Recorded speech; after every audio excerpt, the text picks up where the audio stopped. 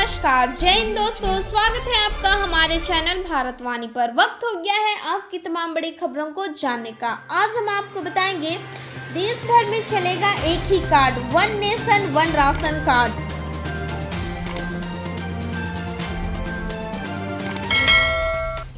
आठ करोड़ लोगों को अगले 2 महीने तक 5 किलो चावल गेहूं मुफ्त मिलेगा।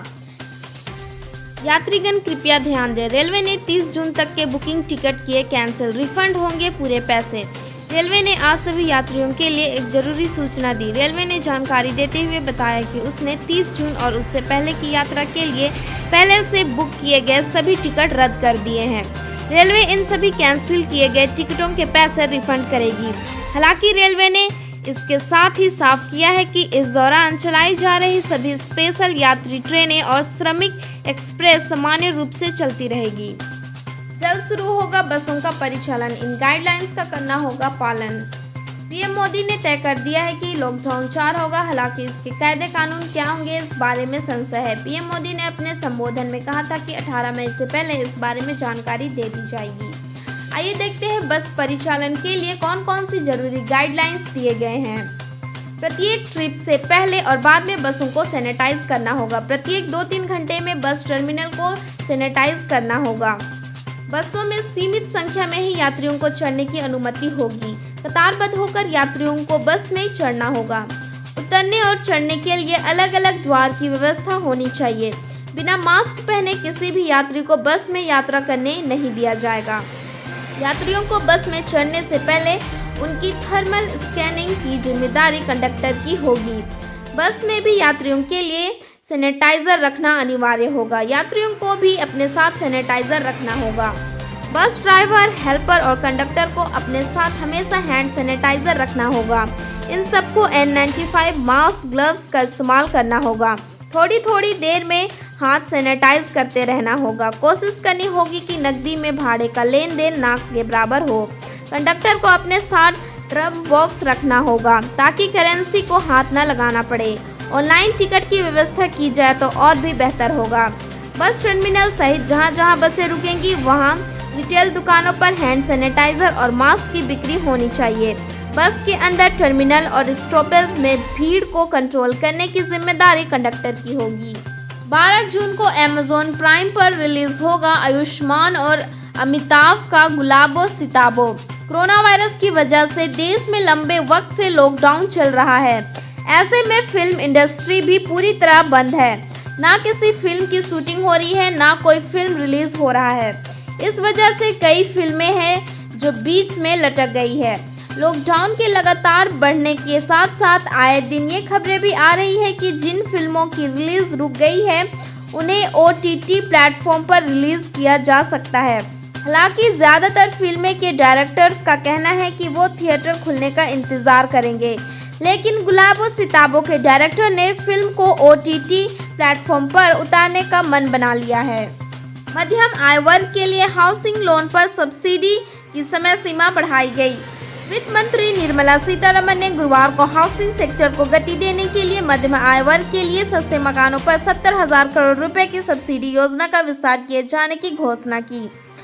योजना के तहत सब्सिडी लाभ की अवधि 1 साल बढ़ा दी गई है।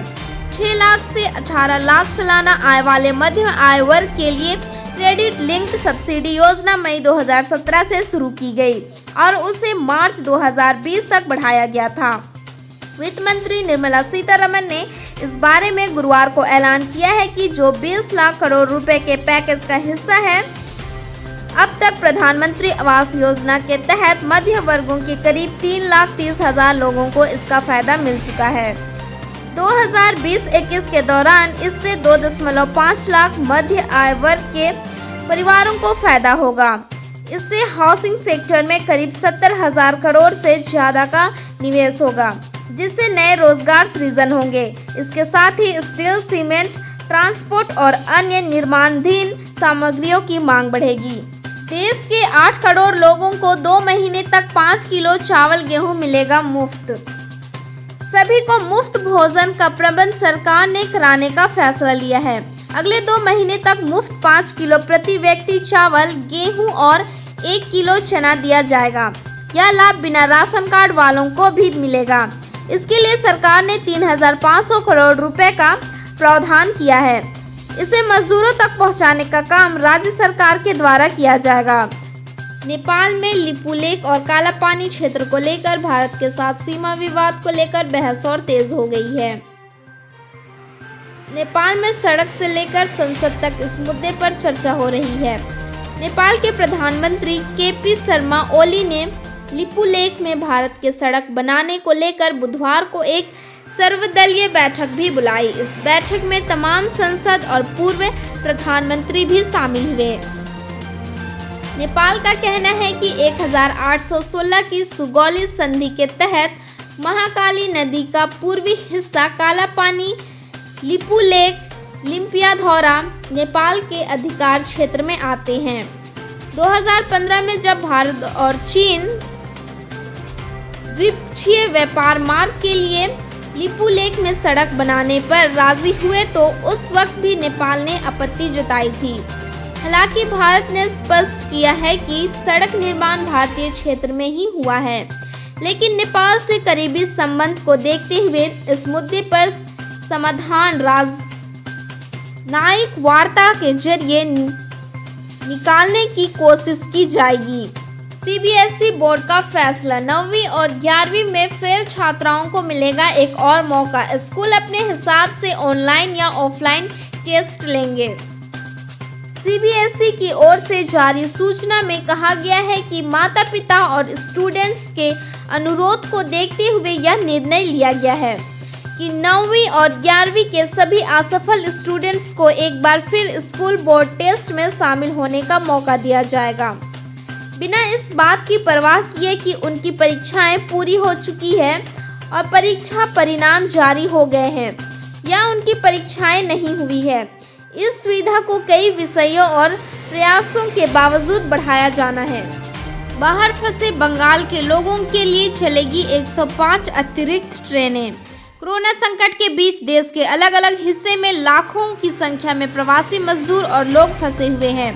पश्चिम बंगाल के जो लोग देश के अलग अलग हिस्से में फंसे हुए हैं, उनके लिए राज्य सरकार की ओर से 105 अतिरिक्त स्पेशल ट्रेनें चलवाने का फैसला लिया गया है। राज्य की मुख्यमंत्री ममता बनर्जी ने गुरुवार को ट्वीट कर इसकी जानकारी दी। शहरी गरीबों और प्रवासियों को कम किराए पर मिलेगा घर। वित्त मंत्री निर्मला सीतारमण ने प्रेस कॉन्फ्रेंस में बताया कि शहरी गरीब प्रवासियों के लिए प्रधानमंत्री आवास योजना के तहत किफायती किराए पर मकान के लिए योजना शुरू की जाएगी। इस योजना के जरिए शहरी गरीबों को कम किराए पर रहने के लिए घर मिलेगा। पीआईबी की तरफ से भी इस योजना को लेकर विस्तृत जानकारियां दी गई है। बताया जा रहा है कि सरकार इसके लिए पीपीपी मॉडल पर शहरों में अफोर्डेबल रेंटल हाउसिंग कॉम्प्लेक्स बनवाएगी। देश भर में चलेगा एक ही कार्ड। जाने क्या है one nation one ration card योजना। कोरोना संकट के बीच वित्त मंत्री निर्मला सीतारमण ने गुरुवार को आर्थिक पैकेज की दूसरी किस्त का ब्यौरा दिया। इस दौरान उन्होंने प्रवासी मजदूर, किसान और रेहती पटरी पर काम करने वाले कामगारों के लिए 9 बड़े ऐलान किए। इस दौरान उन्होंने बताया कि देश भर में one nation one ration card योजना को लागू किया जाएगा। निर्मला सीतारमण ने बताया कि यह योजना सार्वजनिक वितरण से जुड़ी 83% आबादी को कवर करेगी। वहीं 23 राज्यों में मौजूद 67 करोड़ राशन कार्ड धारक जो कुल पीडीएस आबादी का 83% है, अगस्त 2020 तक नेशनल पोर्टेबिलिटी के तहत आ जाएंगे। हालांकि मार्च 2021 से पहले 100% नेशनल पोर्टेबिलिटी हासिल कर ली जाएगी। बता दें कि पहले one nation one ration card योजना को 1 जून 2020 से देश भर में लागू करने की बात कही जा रही थी। दरअसल यह योजना मोबाइल नंबर पोर्टेबिलिटी की तरह है। मोबाइल पोर्ट में आपका नंबर नहीं बदलता है और आप देश में एक ही नंबर से बात कर सकते हैं। इसी तरह राशन कार्ड पोर्टेबिलिटी में आपका राशन कार्ड नहीं बदलेगा। अगर आसान भाषा में समझे तो एक राज्य से दूसरे राज्य में जाने पर आप अपने राशन कार्ड का इस्तेमाल कर सकेंगे। इस कार्ड से दूसरे राज्यों में भी आपको राशन मिल जाएगा। आशा करती हूँ कि आज की ये जानकारियाँ आपको पसंद आई होगी। ऐसे ही तमाम जानकारियों से जुड़े रहने के लिए हमारे चैनल को लाइक करें, शेयर करें, सब्सक्राइब करें और साथ ही बेल आइकन को भी प्रेस करें। स्वच्छ रहे, सुरक्षित रहे। जय हिंद, जय भारत, वंदे मातरम। धन्यवाद।